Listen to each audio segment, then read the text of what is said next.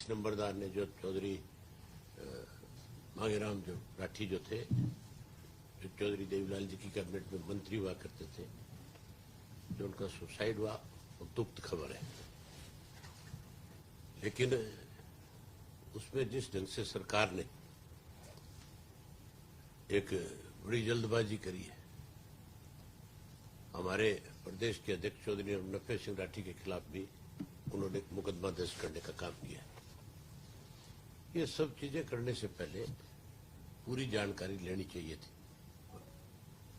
Police के जुम्मे लगाना चाहिए था कि सुसाइड के पीछे क्या कारण है, और पहले सारे कारणों की जांच करके पता करके उसके बाद फिर कोई उन्होंने एफआईआर लॉन्च करनी चाहिए थी।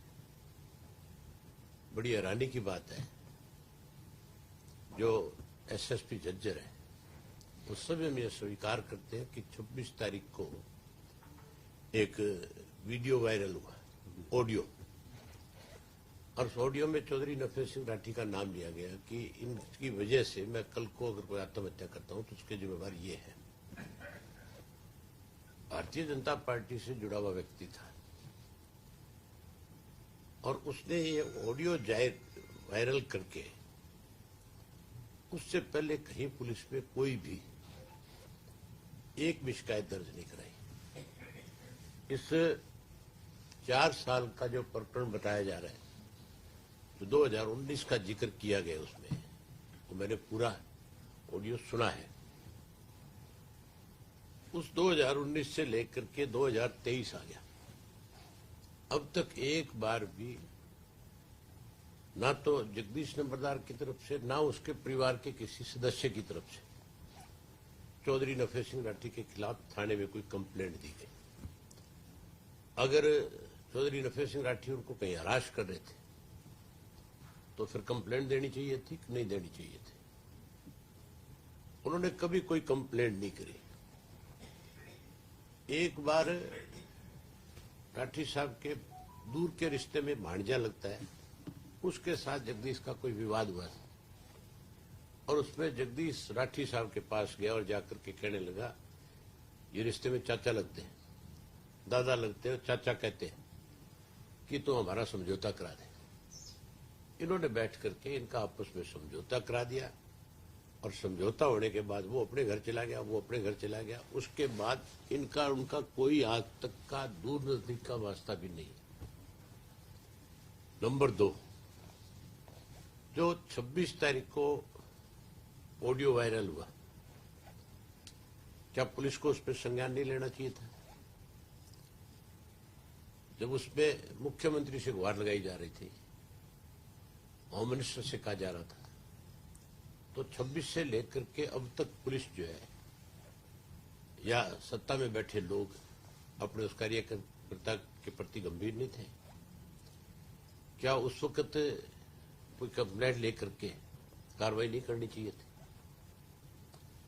उस वक्त राठी साहब के एक साथी का जिसका नाम लिया गया, इनकी तरफ से थाने में एक रिपोर्ट जाकर के दर्ज कराई गई कि ये जो ऑडियो बनाई गई है,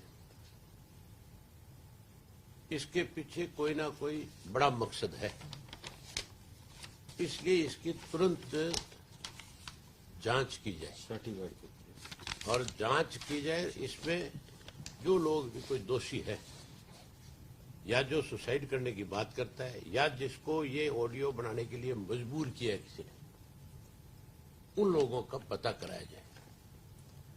अगर हम कहीं इसमें शामिल है तो उनको बुला करके पुलिस स्टेशन में इसके लिए उनसे कंप्लेंट ली जाए। ये सर्टिफाइड कॉपी है जो उस वक्त पुलिस में दी गई थी, ओरिजिनल कॉपी है।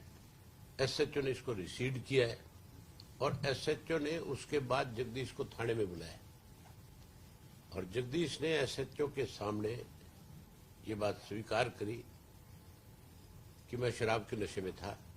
उस ऑडियो में भी साफ पता चलता है कि जब उस वक्त उसने ये ऑडियो बनाई थी उस वक्त पूर्ण रूप से शराब के नशे में था और उसने कहा कि मैंने गलती से ये सब चीजें कही है, आप इसको रफा दफा करो, मैं इसके लिए विधायक जी से, नफे सिंह जी से अपने आप बात कर लूंगा, उनसे माफी मांग लूंगा। ये तो एक सबूत है उस चीज का कि इन्होंने तो अपनी तरफ से कंप्लेंट दे रखी है और उन्होंने कोई भी अपनी तरफ से किसी भी थाने में आज तक कोई एफआईआर नहीं कराई। राठी साहब के खिलाफ आज तक कोई एफआईआर नहीं है। कितनी जल्दबाजी के अंदर एसआईटी का गठन किया गया और एसआईटी बना करके एसआईटी के लोग और किसी से पूछताछ करने के लिए नहीं गए और किसी को नोटिस नहीं दिया कि हम आपसे पूछताछ करने के लिए आ रहे हैं। एसआईटी का मतलब होता है कि हर चीज की पहले नोटिस दे करके उसकी जांच पड़ताल की जाए।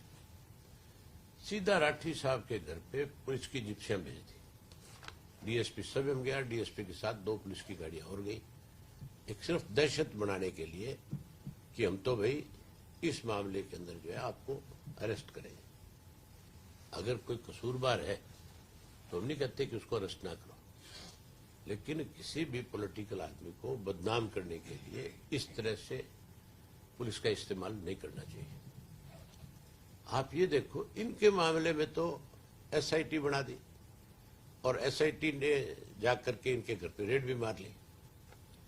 दूसरी तरफ एक कोचवाड़ा जो मामला है, जो संदीप सिंह का इश्यू है, वो कितना सीरियस मामला है। उसके अंदर सरकार ने अपनी तरफ से एक एसआईटी बनाई थी, ममता जी जो एडिशनल डीजी है उनके नेतृत्व में 2 आईपीएस अफसर लगाए थे साथ में। 15 दिन का वक्त दिया था कि हम 15 दिन के अंदर इसकी जांच करके पूरे मामले की और सार्वजनिक करेंगे, रिपोर्ट सरकार को सौंप देंगे। आज तक किसी ने एक बारी भी किसी को कोई नोटिस नहीं दिया और कोई पूछताछ नहीं करी। आप इस बात से अंदाजा लगा लो कि सरकार कितनी सीरियस है। किस तरह से किसी एक राजनीतिक व्यक्ति को, किसी एक राजनीतिक दल के ऊपर कलंकित करने के लिए कितने छोटे हथकंडे अपनाए जाते हैं, किस तरह के षड्यंत्र रचे जाते हैं। हमारी डिमांड है इसमें कि बजाय हरियाणा की पुलिस से इसकी जांच करा के इस मामले को सीबीआई को सौंपना चाहिए, इसको भी और संदीप सिंह वाले मामले को भी, दोनों को सीबीआई को दे देना चाहिए, ताकि ये साफ हो कि उसने सुसाइड क्यों किया, उसके पीछे कौन लोग थे। जो ऑडियो बनाई गई, उस ऑडियो को सबसे पहले वायरल किसने किया? उस ऑडियो को वायरल करने वाला कोई और व्यक्ति नहीं, जेजेपी का प्रदेश कार्यकारिणी का एक सदस्य है जो भादुरगढ़ का रहने वाला है और रहता है पंचकुला में, जिसका नाम है सनबीर सिंह दलाल। उसके पास ऑडियो कहां से गई, इस बात की भी जानकारी लेनी चाहिए, जांच करनी चाहिए पुलिस को कि उसने सबसे पहले उसको जारी किया और फिर जारी करने के बाद उसके पास गई तो कहां से गई। यहां तक भी इस बात को लेकर के लोगों में चर्चा है कि ये ऑडियो बढ़ाने में सबसे बड़ा हाथ उसी व्यक्ति का है। ये जेजेपी वालों का एक षड्यंत्र है। इसलिए हम चाहते हैं कि इसकी जांच सीबीआई से हो। सीबीआई से जांच होगी तो सारी जानकारी सबके सामने आ जाएगी। हमें दुख है इस बात का, जो जगदीश नंबरदार जिसकी सुसाइड हुआ है, उसका छोटा भाई हमारी पार्टी से जुड़ा हुआ है। वो हर रोज पार्टी के जो भी कोई पार्टी की मीटिंग है, उन सब मीटिंगों में आता है। पार्टी की तरफ से जो जिम्मेवारी उसके में लगाते हैं वो उस काम को पूरा करता है। सुसाइड वाले दिन भी वो मेरे पास आया हुआ था। अगर कोई ऐसी बात होती तो 100% मेरे आगे जिक्र करता है। जो मुझे पिछले 4-5 वर्ष से लगातार मिलता है, वो कभी ना कभी मेरे आगे भी इस बात का जिक्र करता है कि जी हमें नफे सिंह की वजह से ये परेशानी है। आज तक कभी उन्होंने इस तरह की बात नहीं करी। आप सब उनसे पूछ सकते हो कि उन्होंने कभी जिक्र किया है। ये मान के चलो, अगर आदमी को कोई मानसिक पीड़ा होगी, किसी से कोई तकलीफ होगी, अगर वो किसी के करीब होगा तो उसके आगे जरूर जिक्र करेगा। उसने एक दिन भी जिक्र नहीं किया। तो ये सारा जो मामला है, इस सारे मामले की जांच हर हालत में सीबीआई को सौंपनी चाहिए सरकार को, ताकि सारी चीजें लोगों के सामने आए कि इसके पीछे कौन लोग हैं। ये एक साजिश है। ये साजिश किसने करी, किसने रचा इस साजिश को, उस आदमी का नाम सामने जरूर आना चाहिए। अभी जी आपने कहा कि ऑडियो वायरल होने की आपने शिकायत भी दी है कि इसकी जांच कराई जाए। उस शिकायत कब दी थी, कौन सी तारीख थी? और ये 27 तारीख को दी हुई है। 27 तारीख को 27 दिसंबर 2022 को। तो इस वाले मामले में बुलाया गया था सर थाने के अंदर नफे सिंह जी को भी, या फिर किसी को नहीं बुलाया? किसी को नहीं बुलाया, किसी को भी नहीं बुलाया। सिर्फ उसको जगदीश को कहते हैं बुलाया गया। एसएचओ ने उससे पूछताछ करी, उसके बाद डीएसपी ने भी उससे बात करी। ये सारी चीजें डीएसपी और एसएचओ बता सकता है कि जब उन्होंने उसको बुलाया था तो उससे आपकी क्या बातचीत हुई। अगर उसने उस वक्त भी नफे सिंह का नाम लिया कि नफे सिंह से मुझे डर है, तो फिर उनको उसी वक्त उससे एक एफआईआर लॉन्च करवानी चाहिए थी और चौधरी नफे सिंह को नोटिस देकर के पूछताछ करनी चाहिए थी। करनी चाहिए थी कि नहीं करनी चाहिए थी? तो ये एक साजिश है। अब किसने इस साजिश को रचा है, कौन इसका जिम्मेवार है, वो तभी सामने आ सकती है जब इसकी निष्पक्ष जांच हो। एक पार्टी को घसीटना क्या मानते हैं कि राजनीतिक साजिश हो सकती है, और कौन इसके पीछे है? ये साजिश ही है। तो और मैं क्या बता रहा हूं आपको, साजिश। अगर ये साजिश नहीं है तो फिर 27 तारीख को जब इन्होंने कंप्लेंट दी तो इसके बाद जगदीश से जो पूछताछ हुई, उसके बाद अगर कहीं जगदीश नाम लेता इनका तो फिर एफआईआर होनी चाहिए थी। उसको पुलिस प्रोटेक्शन देनी चाहिए थी, उसकी मदद करनी चाहिए थी, इनको बुला करके उसके सामने बैठा करके सारी चीजों को पूछना चाहिए था।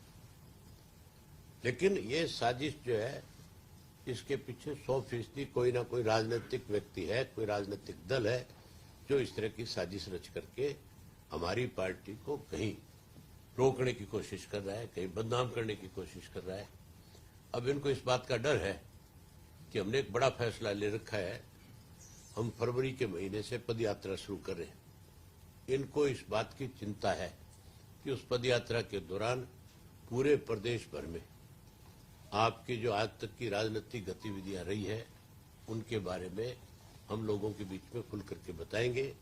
एक एक गांव शहर जा करके इनकी पोल खोलने का काम करेंगे कि किस तरह से इन्होंने हरियाणा प्रदेश को कर्जे में डुबोने का काम किया है, किस ढंग से इन्होंने युवाओं की अनदेखी करी है, युवाओं को बजाय रोजगार बेरोजगारी भत्ता देने के, नौकरी देने के, कहीं नशे के कारोबार से जोड़ने का इन लोगों ने काम किया है, जो आज चरम सीमा पे हरियाणा में है, जिसको रोकने की वजह सरकार की तरफ से संरक्षण है। इनको इस बात की चिंता है कि हम इनके लिए कल को बड़ा संकट बढ़ेंगे, इसलिए हमारी पार्टी को रोकने के लिए इस किस्म के षड्यंत्र ये लोग कर रहे हैं।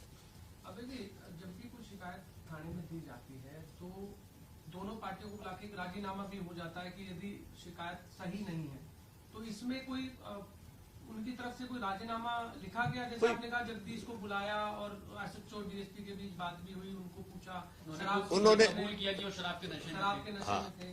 अब उससे उन्होंने क्या बात करी तो वो बताएंगे। लेकिन इन्होंने किसी भी व्यक्ति को, जिन लोगों के नाम लिए गए उनमें से एक को भी पुलिस स्टेशन में बुला करके नहीं पूछा गया कि ये सारा मामला क्या है। फिर आप एक चीज बताओ ना, आज उन्होंने ये कहा है कि भी मेरी मौत का जिम्मेवार नफे सिंह राठी है। अगर नफे सिंह राठी का इतना प्रेशर और दबाव था तो फिर उन्होंने पुलिस में कंप्लेंट पहले क्यों नहीं दी? देनी चाहिए थी कि नहीं देनी चाहिए थी? कोई आदमी मरने से तो अच्छा है जाकर के पहले अपनी रिपोर्ट दर्ज कराएगा, नहीं कराएगा। 2019 से बात की जा रही है, आज 2023 आ गई, 4 साल हो गए। 4 साल में कितनी दफा वो लोग मुख्यमंत्री से मिले होंगे, मिनिस्टर से मिले होंगे, कभी एक बार भी जिक्र नहीं, कभी एक बार भी कोई कंप्लेंट नहीं है। अगर किसी के खिलाफ कोई शिकायत है, अगर मुझे किसी के खिलाफ कोई शिकायत है, अगर मेरी कहीं सुनवाई नहीं हो रही है तो मैं कम से कम पुलिस के बीच में जाऊंगा कि नहीं जाऊंगा? मैं पुलिस को अपनी दरखास्त दूंगा कि नहीं दूंगा? कोई सबूत तो रखूंगा कि नहीं रखूंगा? प्रदेश अध्यक्ष से हटाने की भी मांग कर रहे हैं। उनके कहने से उनकी मांग के ऊपर कोई हम इनको दोषी करार दे देंगे? उनके कहने से कोई दोषी हो जाएगा?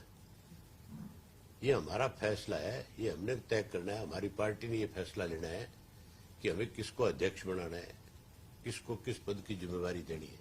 वो लोग कौन होते हैं? अभी जी जब कोच पर आरोप लगे थे तो आपके द्वारा जब कोच ने आरोप लगाए थे मंत्री के ऊपर, तो आपके द्वारा लगातार ये कहा जा रहा था कि मंत्री पद से हटाया जाए, उनको हटाने की मांग आप नहीं की थी सबसे पहले। तो आपको नहीं लगता कि आपको भी जब आरोप लगे हैं तो पहले पार्टी से जब वहां मांग कर रहे थे अपनी पार्टी पे भी उसको आप अपनाएं? हमारे पास तो सबूत है इस बात का। सफाई तो वो भी दे रहे थे। नहीं, हमारे वो सबूत के साथ सफाई देना कहीं। हमारे पास तो सबूत है इस बात के, उनके पास कौन से सबूत है? उसने क्या सफाई दी है?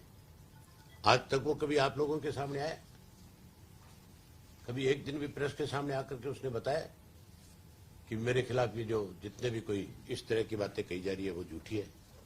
आता कहता, सच्चाई सामने आती, कोई सबूत लेकर के आती। ये तो आपके सामने है कि 27 तारीख को कंप्लेंट दी है और उसके बाद कोई कार्रवाई नहीं हो रही, तो इसका मतलब पुलिस ने उनसे पूछताछ करके पुलिस संतुष्ट होगी कि इसमें इन लोगों का कोई मतलब नहीं है। सर अब मामला दर्ज हो गया, बाई नेम मामला दर्ज हुआ है, अब क्या आप एफआईआर से नाम हटवाने की भी? हम नाम नहीं हटाना चाहते, हम ये कहते हैं कि इस मामले की जांच सीबीआई से हो और सीबीआई से जांच और इस बात का पता लगे कि इसके पीछे कौन षड्यंत्रकारी है, किसने ये षड्यंत्र रचा है, किसने उसको मरने पे मजबूर किया, किसने उससे इन लोगों के नाम लेने पे मजबूर किया। हमें भी उसके मरने पे अफसोस है, लेकिन हम चाहते हैं कि सारी चीजें सामने आए, ये जरूरी है। सर क्या वो ऑडियो सुना सकते हैं, अगर आप टेलीविजन पर लाइव चल रहा है, कि आप वो ऑडियो सुना सकते हैं जिसमें वो नाम ले रहे हैं इसमें, जो आप कहते हैं सबूत है आपके पास एक ऑडियो जो आई हुई है वो आपने सुनी नहीं क्या? नहीं सर सुनी है, हाँ। आपके माध्यम से सुनाई जाएगी। आप देखिए आप बात बोल रहे हैं तो आपके माध्यम से सुनाई जाएगी तो वो थोड़ा सा अच्छा जाएगा, इसलिए मैं चाह रहा हूँ नाम आ रहा नहीं, है नाम ले रहे हैं। मेरा तो मैंने आपको बताई है ना सारी बात, मैं तो आपके सामने सारी चीजें कही रहा हूं। मैं तो आपको बता रहा हूं कि भाई अगर कोई दोषी है तो हम ये नहीं कहते कि आप उस दोषी को जो है उसके खिलाफ कोई कार्रवाई ना करें, लेकिन किसी को निर्दोष और किसी को बदनाम करने के लिए किसी पार्टी पे इस तरह का आरोप लगा करके उसे बदनाम करने के लिए वो गलत है। इस तरह की बात भी आपके पास सामने आई थी कि कोई ऑडियो में ये भी कहा गया था कि किस व्यक्ति को आपने प्रदेश अध्यक्ष बना रखा है, आप उसे हटाइए। अरे भाई ये दारू पी के कोई कुछ बोल देगा, क्या आप उन सब बातों को मान लोगे? कल को कोई आपको कहते इसको चैनल से निकाल दो, हैं? आप निकल जाओगे? क्या छोटी बातें कर रहे हो? जिस आदमी को होशो आवास नहीं था, जो शराब के नशे में था, अगर वो इस तरह की बातें करता है तो क्या उनकी बातों को कोई महत्व देगा? अगर उसकी बात में कहीं कोई दम होता तो फिर 27 तारीख के बाद पुलिस ने जब उसको बुलाया था तो फिर कंप्लेंट उससे लेकर के इनके खिलाफ कार्रवाई करते।